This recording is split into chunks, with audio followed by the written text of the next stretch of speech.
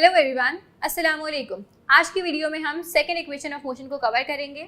Second equation of motion को cover करने के लिए कुछ मैथ्स के बेसिक कॉन्सेप्ट्स हैं जो आपको आने चाहिए, जो मैं आपको इस पूरी वीडियो में रिमाइंड कराती रहूँगी कि ये बेसिक कॉन्सेप्ट है। अगर ये आपको आते हैं तो आप मैथ की इस इक्वेशन को सही से सॉल्व कर सकेंगे।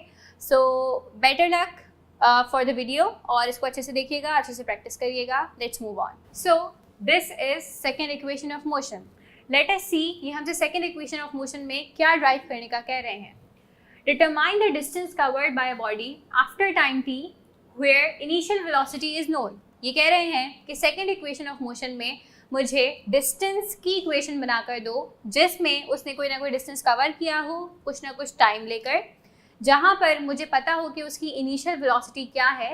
मतलब मेरे पास ये इन्फॉर्मेशन मौजूद हो कि जब वो गाड़ी स्टार्ट हुई है, जब उसने मोशन परफॉर्म करना शुरू किया है, तो उस वक्त उसकी वेलोसिटी क्या थी। So let's begin. इस कॉन्सेप्ट को शुरू करने से पहले एक चीज़ मैं आपको रिमाइंड करा दूं, जो हम मैथ्स में जो है बेसिक कॉन्सेप्ट लेकर आते हैं कि हम किसी भी चीज़ का एवरेज कैसे कैलकुलेट करते हैं। जब भी मुझे किसी चीज़ का एवरेज लेना होता है तो what will I do, I will add all the things and divide with the total count जितनी वैल्यूज़ मैंने ली हैं। फॉर एग्जाम्पल मेरे पास 3 A थे, मुझे इन तीनों A का एवरेज लेना था, तो व्हाट आई हैव डन, मैंने तीनों के A को प्रिंट ऐड किया और टोटल काउंट से क्या कर दिया, डिवाइड कर दिया। अब जो भी वैल्यू मेरे पास आएगी that will be the average value.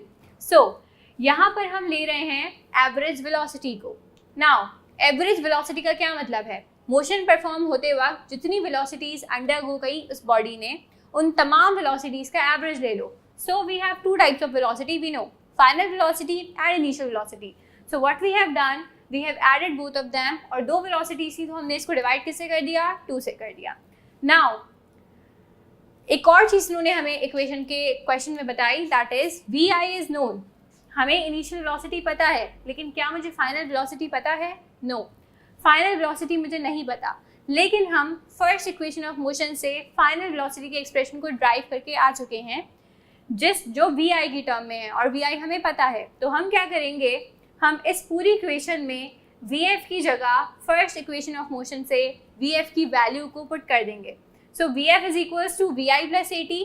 Now अब वी एफ की जगह क्या आ जाएगा, v i plus a t plus v i as it is आ जाएगा, 2 एज इट इज आ जाएगा। नाउ यहाँ पर कोई ऑपरेशन नहीं हो रहा, सारे एडिशन टर्म्स हैं और सारे डिफरेंट टर्म्स हैं। तो I have remove the bracket here, मैंने यहाँ से ब्रैकेट को हटा दिया है। Now v i is here, a t is here and v i is here. All 3 terms are separate with each other. As you can see, this is Vi and this is Vi. जब भी मेरे पास 2 apples होंगे तो what will I do? I will add both the apples and will tell you that these are 2. Now, एक Vi and दूसरी Vi, दोनों को add करके मैंने क्या कर दिया, 2 times Vi कर दिया। बाकी जो भी बचा AT वो as it is लिख दिया, डिनोमिनेटर में जो 2 था वो भी as it is लिख दिया। Now we have this expression. फिर दोबारा से मैथ्स का एक बेसिक रूल जो हम बेसिक क्लासेस में पढ़कर आते हैं कि जब भी हमारे पास ऊपर 2 टर्म्स हों और नीचे एक डिनोमिनेटर हो तो हम डिनोमिनेटर सेपरेटर लगा सकते हैं, जिसमें हम डिनोमिनेटर उन दोनों टर्म्स को बांट देते हैं। So here you can see a plus b is divided by 2, so I can give 2 to a whereas I can give 2 to b as well. यहाँ पर मैंने वही काम किया है, I was having 2 vi and AT, 2 terms थी मेरे पास और उनका डिनोमिनेटर एक ही था। तो व्हाट आई हैव डन, मैंने डिनोमिनेटर 2vi को भी दिया, मैंने डिनोमिनेटर AT को भी दिया। Now I have this kind of expression. फिर यू ऑल नो दैट जब भी 2 चीज़ें सेम होती हैं और वो डिवीजन में होती हैं तो we can cancel them out. तो यहाँ पर दोनों दफ़ा 2 लिखा हुआ था, we can cancel them out, जिसके बाद मेरे पास यहाँ पर क्या बचेगा, सिर्फ और सिर्फ Vi और यहाँ पर हाफ AT। नाउ सवाल में सेकेंड इक्वेशन ऑफ मोशन के इन्होंने हमसे क्या पूछा था, they have asked us to drive the formula for distance. क्या इस पूरी इक्वेशन में कहीं पर भी डिस्टेंस नज़र आ रहा है, एस नज़र आ रहा है? No, we don't have. So what will gonna do, हम यहाँ पर वेलोसिटी को चेंज करेंगे, वेलोसिटी को रिप्लेस करेंगे। हमने वेलोसिटी पढ़ी है, velocity is equals to displacement upon time, so we have v is equals to s upon t। यहाँ पर मैंने क्या किया है, यहाँ पर मैंने वेलोसिटी की जगह उसकी वैल्यू को सब्स्टिट्यूट किया है। अब मैं v को रिप्लेस कर दूंगी s अपॉन t से, तो मैंने v की जगह क्या लिख दिया, s अपॉन t लिख दिया। बाकी पूरी इक्वेशन एज इट इज आ गई। नाउ जो चीज़ हमें निकालनी होती है हमें उसको सेपरेट करना होता है, उसको अलग करना होता है। आप यहाँ देख सकते हैं कि t s से डिवाइड हो रहा है और मुझे यहाँ नहीं चाहिए, सो व्हाट विल आई डू, जो चीज़ यहाँ डिवाइड हो रही है वो इक्वल्स टू के दूसरी साइड जाकर मल्टीप्लाई होगी। So this t will be here और ये इस पूरी टर्म से मल्टीप्लाई होगा, पूरी टर्म से मल्टीप्लाई होगा, ऐसा नहीं है वो t आकर सिर्फ इस टर्म के साथ लग जाएगा। यहाँ पर हम ब्रैकेट लगाएंगे, पहले जो कुछ भी लिखा हुआ था उस पूरी टर्म से आपका t मल्टीप्लाई होगा।